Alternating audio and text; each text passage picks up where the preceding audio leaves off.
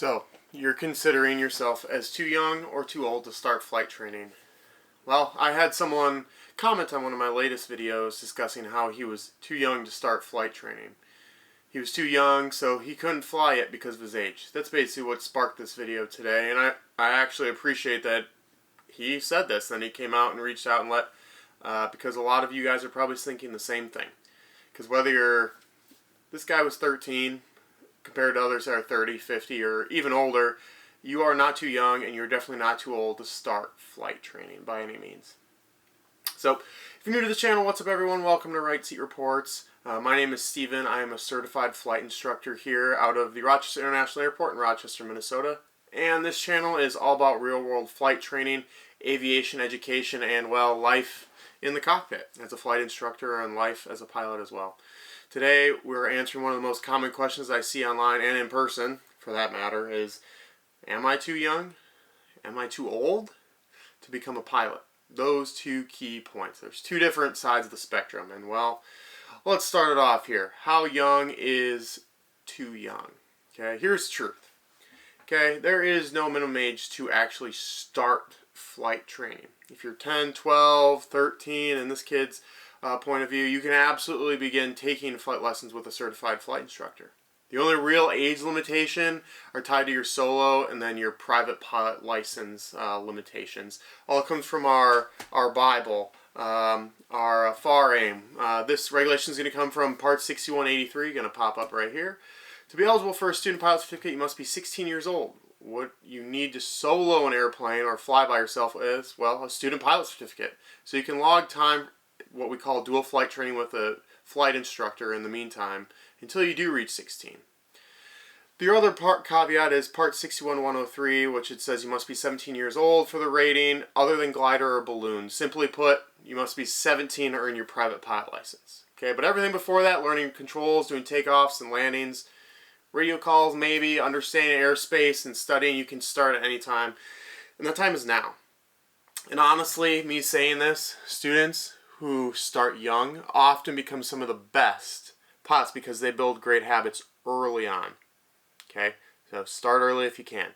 Message to all the parents maybe watching this video now, or your kid is now poking you about it. If you're a parent watching this and your kid is interested in aviation, the best thing you can do is support the curiosity early. Okay, even if it's just a discovery flight at 12, 13 years old, it can completely change a kid's life, honestly, and I've seen it happen over and over again. So feed it a little bit, tease it a little bit out of them. And now the other side of the spectrum. Are you too old? Too old? People ask it. Now let's talk about the other side. Because I hear it, am I too old to start flying? And the answer is no, absolutely not.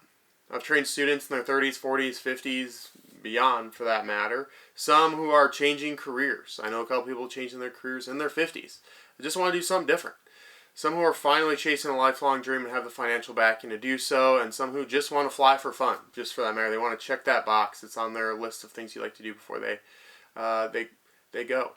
And there is really no upper limit to earn your private pilot license. If you can pass an FAA medical and you can do the work, you can become a pilot. Okay, so the real question isn't age. Now, it can come down to commitment. Okay, the real question is, can you train consistently? Can you study? Can you show up prepared? Is another one. Can you prepare for things well? And can you push through frustration? Maybe when, an example that's frustrating is landings. Landings aren't perfect. Can you push through that? A lesson just isn't going well. Can you push through that frustration? Okay, flight training has it. Flight training rewards those that are consistent. I say fly 2 to 3 times a week, and discipline more than the raw talent or youth. Okay, you could be super young and be way better than someone that's in their 50s, and vice versa.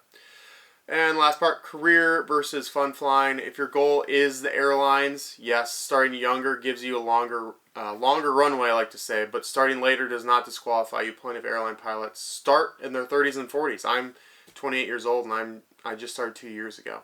So if your goal is just to fly for fun, travel, or personal accomplishment, your age simply doesn't matter at all. It's truly, when do you want to start? You want to start today? Let's do it.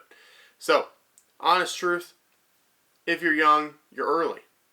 If you're older, you're not too late. Okay? No such thing as being late. Nothing says that you're too early.